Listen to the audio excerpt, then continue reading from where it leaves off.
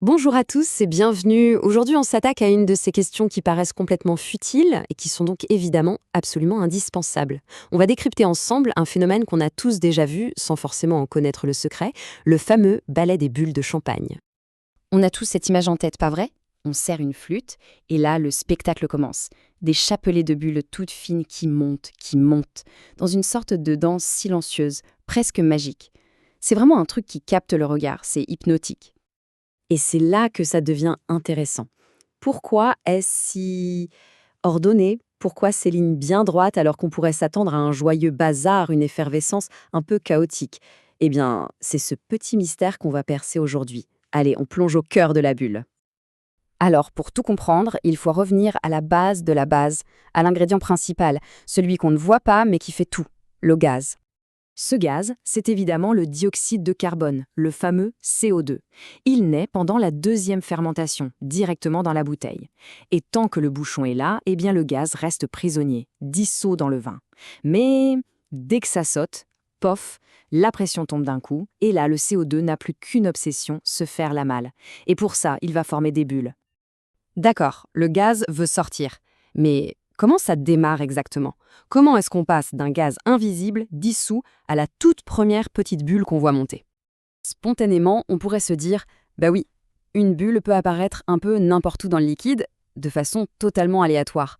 Ça semble logique, non? Eh bien, pas du tout.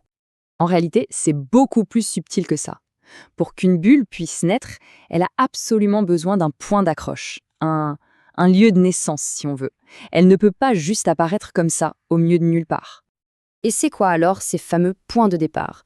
Eh bien, ce sont des impuretés, des choses invisibles à l'œil nu qui sont collées à la paroi du verre.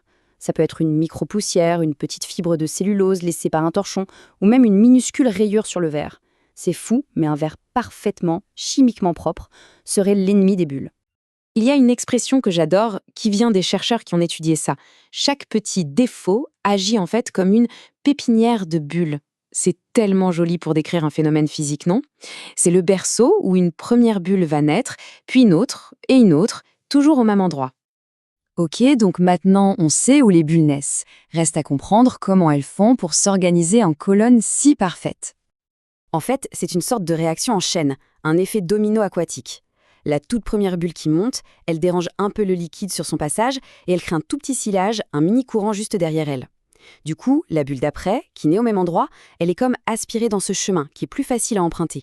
En suivant la même route, elle renforce le courant pour la suivante et ainsi de suite. C'est ce qui crée cette file indienne quasi parfaite de bulles. D'ailleurs, si on a l'impression qu'elles accélèrent en arrivant en haut, ce n'est pas qu'une impression, c'est bien réel.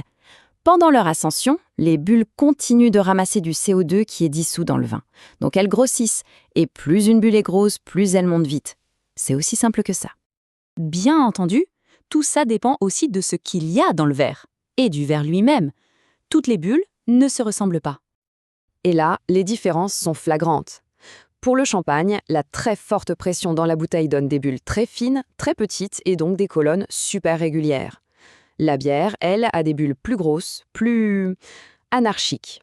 Et l'eau gazeuse, on voit bien les bulles, mais elles sont beaucoup plus dispersées. La vraie star de la discipline, c'est sans conteste le champagne. 10 millions. C'est le nombre de bulles qu'on estime pouvoir s'échapper d'une seule et unique flûte de champagne. C'est juste énorme. Ça veut dire qu'il y a une activité absolument frénétique qui se passe dans le verre, même si ça nous paraît si calme et élégant. Et la forme du verre, alors là, c'est crucial. La flûte, qui est haute et étroite, elle a une petite surface de contact avec l'air. Ça permet de préserver les bulles plus longtemps et de concentrer les arômes. La coupe classique, au contraire, est large et peu profonde. Résultat, le gaz s'échappe à toute vitesse et le joli spectacle des colonnes de bulles dure beaucoup moins longtemps. Ah, et au passage, petite info pour briller lors du prochain apéro. Le fameux mythe de la coupe moulée sur le sein de la reine Marie-Antoinette, c'est complètement faux. C'est une super histoire, mais ça reste une histoire. En réalité, cette forme de verre existait déjà en Angleterre, bien avant elle. Et on arrive maintenant au point le plus important. Parce que jusqu'ici, on a parlé de physique, d'esthétique, mais le rôle essentiel des bulles, il est ailleurs. Comme le dit si bien le chercheur Gérard Liger-Belair, ce sont de véritables ascenseurs à arômes. En fait, le vrai travail de la bulle, il se passe à la toute fin de son voyage. Quand elle éclate à la surface, elle projette dans l'air des milliers de micro-gouttelettes de vin. Et ce sont ces gouttelettes qui transportent tous les arômes complexes du champagne jusqu'à notre nez. C'est ce mécanisme qui nous permet de sentir et de goûter toute sa richesse. Sans les bulles, l'expérience serait bien plus plate. Donc, la prochaine fois qu'on regardera cette danse silencieuse dans un verre, il faudra se souvenir que ce n'est pas juste pour faire joli. Non, c'est une mécanique de haute précision qui est en train de livrer l'âme du champagne directement à nos sens. À bientôt pour une prochaine info.